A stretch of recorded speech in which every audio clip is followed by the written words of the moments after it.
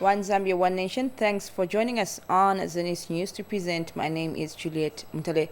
Top stories in the news tonight. U.S. commends Zambia for progressive education policies. Escalating number of malaria cases in Masaiti worrying. 77-year-old man defiles 11-year-old granddaughter. Plus, Kabwe agro dealers cushioned.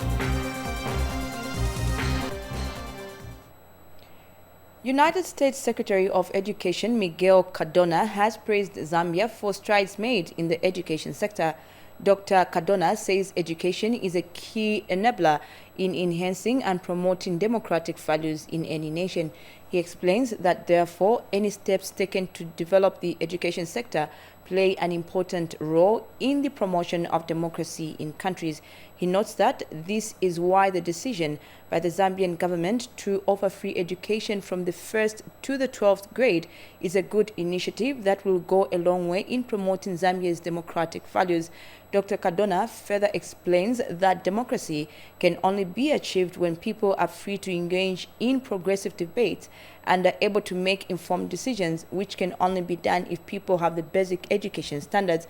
The U.S. Secretary of Education thanked the Zambian youths for actively participating in the championing of the democracy, which is key to attain the country's development. You know, a strong education system provides opportunities for children to grow and follow their dreams. As a matter of fact, you know, those who want to take away democracy feed off of ignorance.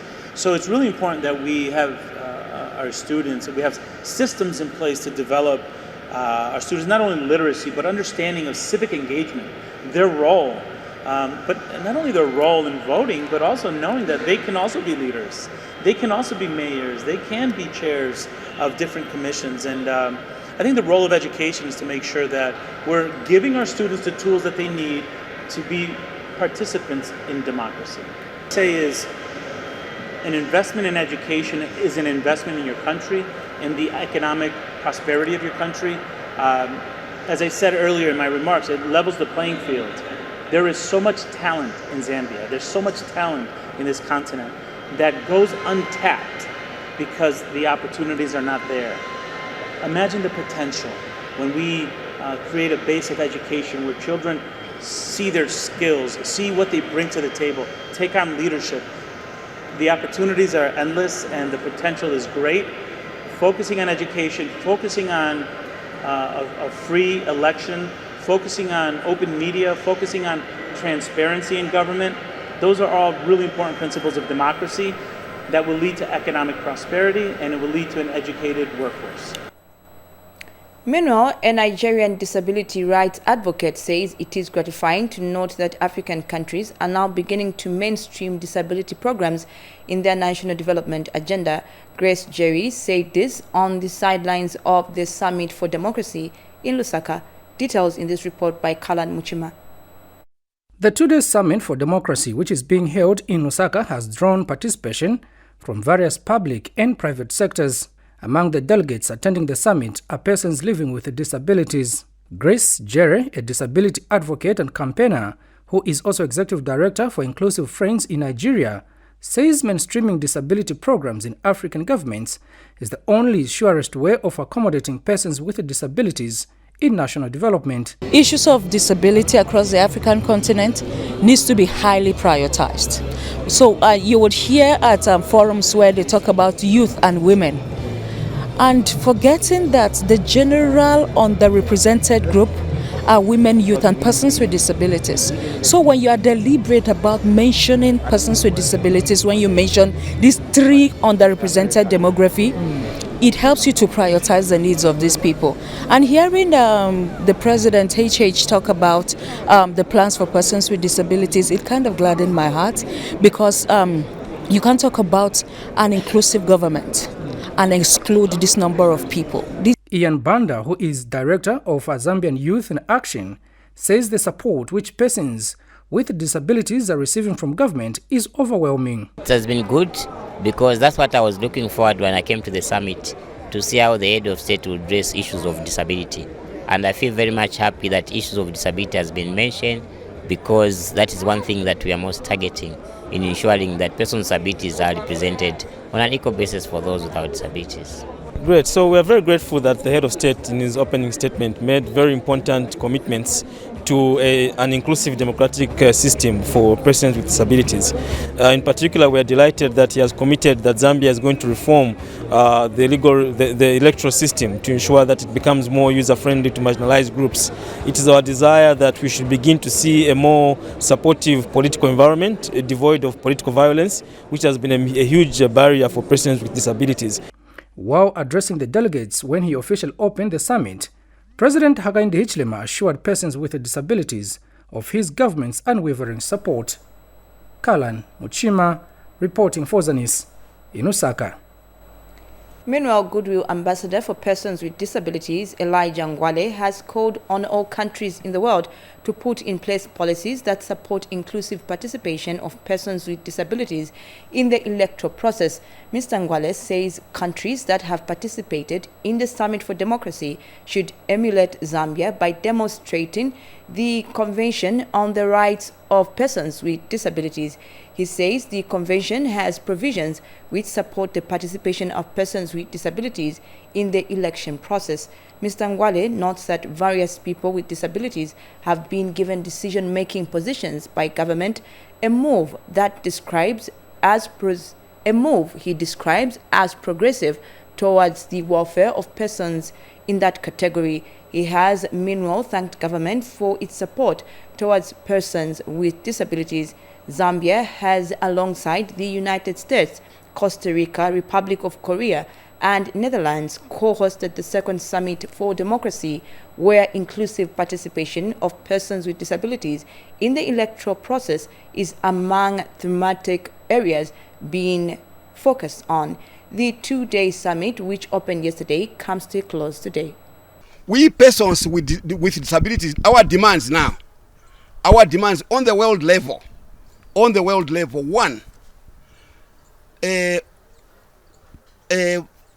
the convention, all countries of the world should ratify,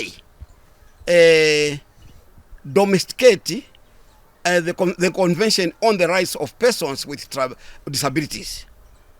B, this should be translated into national country programs. We must have. From the Copperbelt province, the district administration in Masaiti has raised concern over the escalating cases of malaria in boarding schools in the area. District Commissioner Eni Matutu notes that despite the interventions from the health officers, malaria incidents have continued to affect pupils in the school. Nkwachi Chanda gives us the details. Boarding schools in Masaiti district are recording an increase in malaria incidences. The Department of Health is recording over 40 cases of malaria on a daily basis, a situation that has worried the district administration. I was saddened by the situation that I found the number of people who came out positive was rising, and the number of schools that are affected in Masaiti district is not necessarily Masaiti. We also have Kaflafta boarding school and Chua boarding school coming out with the same numbers of people affected, that is about 40 plus. And hence, as a district, we are taking measures to make sure that we do more sensitization to the pupils to use mosquito nets, and also appeal to the parents that it's mandatory that their children should come with mosquito nets in the next term, and also try to make sure that the boarding houses are cleaned, surroundings, and then blocking the drainage systems, which is holding water, and also make sure that the grass is cut. And the school administration is overwhelmed with malaria incidences among the pupils. With our children, it's a challenge for them to take medication. So we need someone to stand by them and say, this time we're supposed to take medication. Because we've discovered that some of our learners that have been badly hit, they are not finishing their doses. Yes, that's so another problem. It's an appeal that you look into that for us as an institution where we can have a matron and a patron, so that they are so much in touch with each other. To monitor, yes. The district health director is also concerned and that his office is working hard to address the situation in schools. Like trying to see how we can reduce the burden of having malaria, like she has mentioned. Others don't finish their quarantine, others they don't sleep under mosquito nets, others have the issue of sensitization where they stay. So that's where we can able to now control the situation of malaria. Because even quarantine itself, it's not there that we are able to buy off market when it's expensive. Kwachi Chanda, Zanis, Masaiti District, Copperbelt Province. Thank you, Kwachi, for that report. Now, World Vision Zambia has handed over 3 20-foot-long containers of assorted medical supplies worth $1 million United States to the Ministry of Health. Among the medical supplies that were handed over include 25 electrocardiograph machines, anesthesia breathing circuits, and 300 infrared thermometers. Minister of Health Sylvia Masebo says correct diagnosis of diseases is very important, hence the right equipment is needed. She notes that the machines and the medical supplies will enable health experts to diagnose the health conditions effectively. Meanwhile, National Director for World Vision Zambia, John Hasse, says Zambia has made progress in reducing child mortality, but challenges still remain in the area of maternal and neonatal mortality. He adds that World Vision Zambia has prioritized the needs of pregnant women and under 5 children in rural areas through increased investments in health infrastructure. We move to the western part of the country. A local-based company contracted to put up a maternity annex at Moyo Rural Health Center in Nalolo District has appealed to the government to revisit the valuation of costs for the project. George Lubomba says it is not fair to put the same cost for all similar projects, adding that contractors in rural areas face challenges in transporting materials. Sifua Mangala has the details. The standardized system of project costing is said to be affecting some contractors in hard-to-reach areas. Local contractors in Western Province say they are finding it difficult to harmonize the cost of projects given the terrain of the province. One such contractor who has raised the concerns is Newa Libro General Dealers Director George Lubomba, contracted to build the maternity wing at Moyo Rural Health Center in Nalolo District. We are asking the government if they could look at, evaluating the costings. They should not be the same cost which is in Lusaka, the same cost which is in Kamwala there, and to be the same cost with of the same size building in Imusho or Western Province. I don't think that is fair, because you'll find all our money will be just spent on material, transport. At the end of the day, as a contractor, we even owe people money in order for you to finish. And Nalolo lawmaker Imangawa Mnyima has visited the construction of the maternity wing, saying the work done so far is impressive. So far for me, I think a project that has been there for 2 months, the work is commendable, and hopefully we can continue to encourage our local contractors to give us quality buildings. The MP has also assured the contractor that you take up their concerns to relevant authorities. I will have to address concerns of costing with the council, and also, as you may be aware, that government has standard costings that they expect in these areas. So we have to ensure that we address those issues. The construction project, which commenced this year in February, is being funded by government under the Constituency Development Fund. Sifue Mwangala, Zanis News, Nalolo District, Western Province. A magistrate court in Sesheke district has convicted and committed a 77-year-old man to the High Court for sentencing for defiling his 11-year-old granddaughter in August last year. Before Magistrate Chama Nkaka was Kakumbo of Mwiwa village in Kalobelwa area, who was convicted of defiling the girl on 3 consecutive days. Kakumbo pleaded not guilty in all the 3 counts of having had carnal knowledge of his own grandchild, aged 11 years. Facts before the court are that in the first count, Kakumbo did have carnal knowledge of a girl child below the age of 16 years on August 14, 2022. In the second count, he was also alleged to have had carnal knowledge of the same girl on August 15, 2022, while in the third count, he allegedly did the same on August 16, 2022. During trial, the 11-year-old girl told the court that her grandfather, Kakumbo, told her to go and sweep his bedroom, but later followed her and told her to stop sweeping. He then defiled her in his bedroom. The girl disclosed to the court that the second time it happened, the accused told her to go and get him a pair of scissors in his bedroom on the table, but when she entered the room, she could not see it and shouted to him that she could not see the scissors.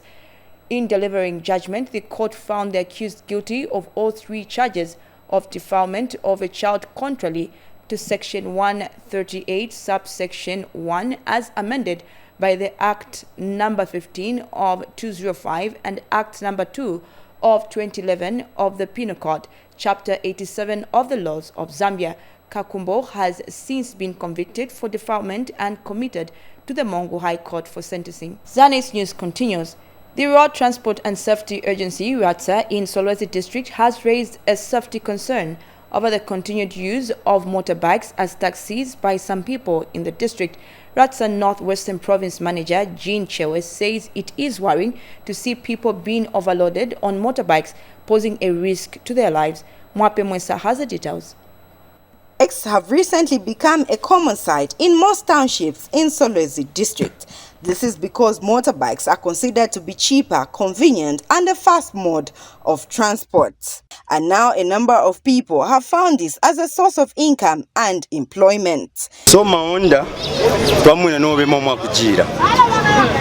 Kino kimena ngwa pete mino ya manyi na ngwa yabunga kunzubo ibe na kumweka.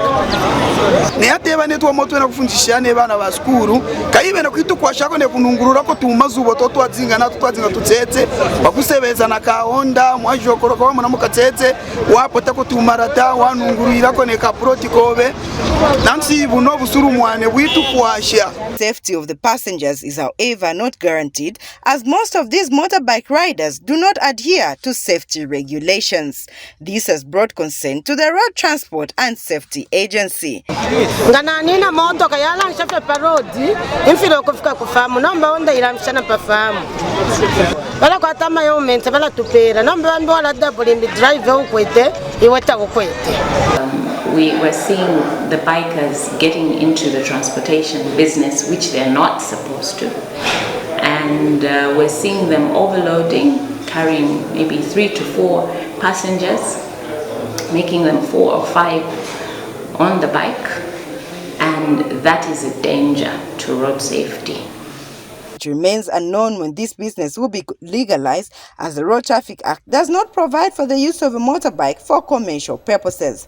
Mwape Mwesa for Zanis in Solwezi District. And also in the news, Cabo District Commissioner Lennox Shimambwa has cushioned agro-dealers bidding to take part in the supply of inputs in Farmer Input Support Program during the 2023-2024 farming season against dishonest dealings. Mr. Shimambwa said the program, which will be implemented through the e-voucher system, will be piloted in Lusaka and Cabo districts. Details in this report. Government has started putting measures in place to ensure the supply of inputs in the 2023-2024 farming season is implemented without any challenges. In Kabwe, government has started engaging agro-dealers bidding to supply inputs under the Farmer Input Support Program. We have a program that we're going to be running, the e-voucher program. It's a pilot. But we pilot Lusaka and Central Province. So we have to do what we can, colleagues, to try and create to try and set a good example so that this can then be replicated to the other provinces. So we need concerted effort, colleagues, what an opportunity we have. I think you know what this government is all about. This government is all about accountability. And we want honest men and women. Kabwe District Agricultural Coordinator Etambuyu Anamela also advised agro-dealers to be honest about their capability to participate in the provision of inputs during the coming farming season. Me, as Dago for Kabwe District, actually I'm glad that we are in Givach for many reasons. Not that we may stop certain things that are not supposed to happen, but also, like DMDO mentioned, the issue of promoting small and medium business entities. It's an opportunity that you should be giving them or missing. And Kabwe District Market Development Officer David Banda gave the selection criteria for agro-dealers. And these agro-dealers should have a proper track record of dealing in agricultural inputs. Two, these agro-dealers that we are looking for agro-dealers that are registered with all relevant authorities. One, PACRA. You're supposed to have a valid license with PACRA. Two, you're supposed to have a TIPIN and a tax clearance certificate. Meanwhile, the dealers shared their concerns. Is it the numbers going, the PIN numbers going to the farmers, or we are going to use the cards?